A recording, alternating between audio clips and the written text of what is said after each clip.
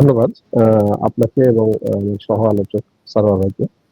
আহ, প্রথম আহ, কথা হলো যে আপনি যে প্রশ্নটা করেছেন, আমি যদি এই বহুশীল প্রশ্নের উত্তরে চলে যাই।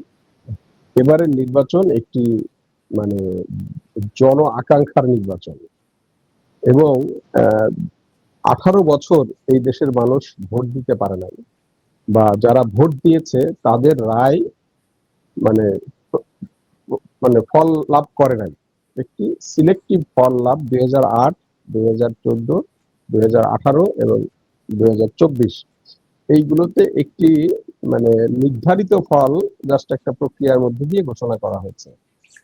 সেই জায়গা থেকে এবার এই মানে একটা আমরা যদি বলি এক সাগর রক্তের বিনিময়ে আমরা আজকে একটা নির্বাচনের মুখে উপনীত হয়েছি, যার মধ্য দিয়ে বাংলাদেশ গণতান্ত্রিক নবযাত্রা শুরু করবে।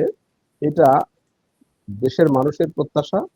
তবে সেই প্রত্যাশা পূরণে যারা আত্মত্যাগ করেছে, যারা শহীদ হয়েছে, যারা রক্ত দিয়েছে, যারা শ্রম দিয়েছে, তাদেরকে আমি শ্রদ্ধা জানাই। দেখেন, আমি কিছুক্ষণ আগে আসলাম, মানে অফিস থেকে বাড়ি ফিরলাম এই তথ্যতে যোগদানের জন্যই। তো রাস্তায় আমি দেখলাম যেটা, সেটা হলো যে আমার যেহেতু একটা ঢাকার এক প্রান্তে বাসা, এই ঢাকা থেকে আউটগোয়িং যে মানে রাস্তাগুলো, এগুলো এতটা ট্রাফিক জ্যাম হয়েছে, মানে আমি অবাক কাণ্ড আজ সারাদিন দেখেছি। ঈদেও সম্ভবত এত লোক বাড়িতে যায় না, মানে এত লোককে আমি মানে দেশে যেতে দেখছি।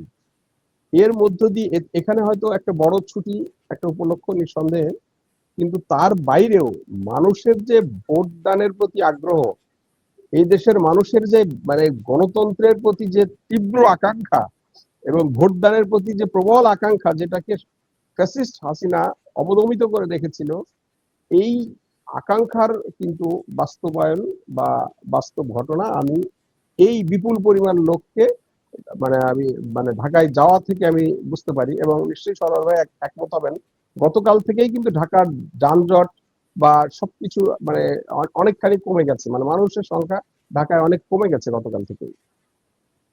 তো সেই জায়গাটা একটা বিরাট ব্যাপার। এটা এই নির্বাচনের একটা বিরাট অর্জন, সফলতা।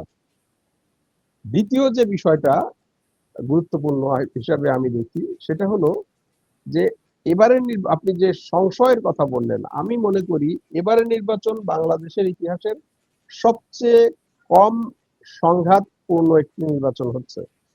আপনি অতীতের যে সমস্ত নির্বাচন বাংলাদেশে হয়েছে, ইভেন হাসিনার আমলে যে সমস্ত নির্বাচন হয়েছে, সেই সমস্ত নির্বাচনের যদি সংঘাতের রেকর্ড, প্রাণহানি বা রক্তপাতের যদি আপনি যে মানে রেকর্ড গুলো দেখেন, সে তুলনায় এবারে যেই সংঘাতের ঘটনা ঘটেছে বা যতটুকু ঘটেছে, সেটা খুবই খুবই মানে কম। এবং এই সফলতা যেমন এই বর্তমান সরকারের বা সরকারের যারা আইন শৃঙ্খলা বাহিনী তাদের, এবং একই সাথে এই সফলতা যেই মানে রাজনৈতিক দলগুলো এবারে ভোটে অংশ নিয়েছে, যেই জনগণ এবারের ভোটিং কার্যক্রমে যুক্ত হয়েছে তাদের। তো সেই জায়গা থেকে আমি মনে করি যে এবারের নির্বাচন এ যাবৎকালের সবচেয়ে শান্তিপূর্ণ একটি নির্বাচন হতে পারে বলে আমি প্রত্যাশা করি, যদি আমাদের রাজনৈতিক দলগুলো এতদিন যেভাবে সহযোগিতা করেছেন, যে মানসিকতা দেখিয়েছেন, সেই একই মানসিকতা যদি ভোটের দিন দেখান, তাহলে এবারের নির্বাচন বাংলাদেশের ইতিহাসের সবচাইতে শান্তিপূর্ণ একটি নির্বাচন হবে বলে আমি আশা রাখি বা প্রত্যাশা করি।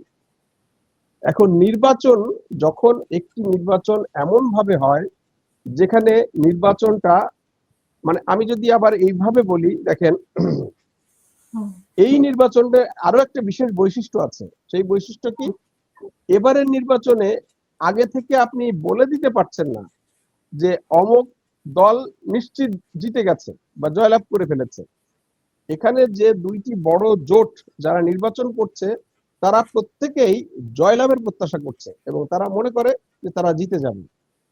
এই যে তাদের এই মানসিকতা বা এই পরিস্থিতি বিদ্যমান থাকাটা একটি গ্রহণযোগ্য এবং অংশগ্রহণমূলক নির্বাচনের পূর্ব শর্ত এবং সেই শর্তটা কিন্তু বাস্তবায়িত হয়েছে।